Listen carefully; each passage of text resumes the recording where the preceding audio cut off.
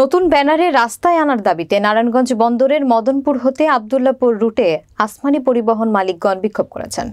নারায়ণগঞ্জ প্রতিনিধি আক্তার হোসেনের পাঠানো প্রতিবেদনে থাকছে বিস্তারিত। মঙ্গলবার সকাল 10টায় মদনপুরের ফলোহর এলাকায় আসমানি পরিবহনের ডিপোতে এ বিক্ষোভ করে আসমানি পরিবহন মালিকগণ। এ সময় বিক্ষোভকারীরা বলেন, আমাদেরকে পূর্বের মালিক কমিটি আওয়ামীপন্থী থাকায় তারা রাস্তায় চাঁদা, নতুন ভর্তির টাকা, মাঠের টাকার নামে বিভিন্ন সময় নানা রকম চাঁদা দাবি করত।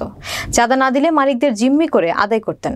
আমরা তাদের আওতায় থাকতে চাই না। আমরা মালিক পক্ষ কোনো চাঁদা না দিয়ে এই পরিবহন নতুন ব্যানারে রাস্তায় চালাতে চাই। আওয়ামী লীগের লোক, সভাপতি, চেয়ারম্যান আওয়ামী লীগের লোক এবং এমডি আওয়ামী লীগের একটা এই ওয়ার্ডের প্রেসিডেন্ট এবং চেয়ারম্যান হলো আপনার সজল মোল্লার বিজনেস পার্টনার এবং সে দীর্ঘদিন থেকে চাঁদাবাজির সাথে জড়িত। তার সাথে আমরা বিজনেসে যদি জানতাম সে এই ধরনের লোক, আমরা বিজনেসে ঢুকতাম না।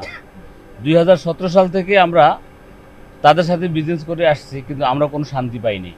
আমি 2023 সাল থেকে এই কোম্পানির আহ্বায়ক হিসেবে একটা কমিটি দেওয়া হয় ঢাকা সড়ক মালিক সমিতিতে। সেই কমিটির মাধ্যমে আমাদেরকে ওই 1000 টাকার ভিতরে রোডটা পরিচালনা করার জন্য আদেশ দেওয়া হয়। আমরা ওই অনুসারে রোডটা পরিচালনা করে আসতেছি। কিন্তু গত 27 তারিখে আওয়ামী লীগের কিছু সন্ত্রাসী লোকজন, আওয়ামী লীগের আরও কোম্পানির প্রাক্তন এমডি চেয়ারম্যান, তারা তাদের বাহিনী সহকারে আমাদের এই মাঠটা দখল করে। পরিপ্রেক্ষিতে আমরা স্থানীয় গণমাধ্যম এবং সুশীল সমাজকে বিষয়টা জানাই। তাদের মাধ্যমে আজকে গতকাল রাতে আমরা মাঠটা পুনরুদ্ধার করি।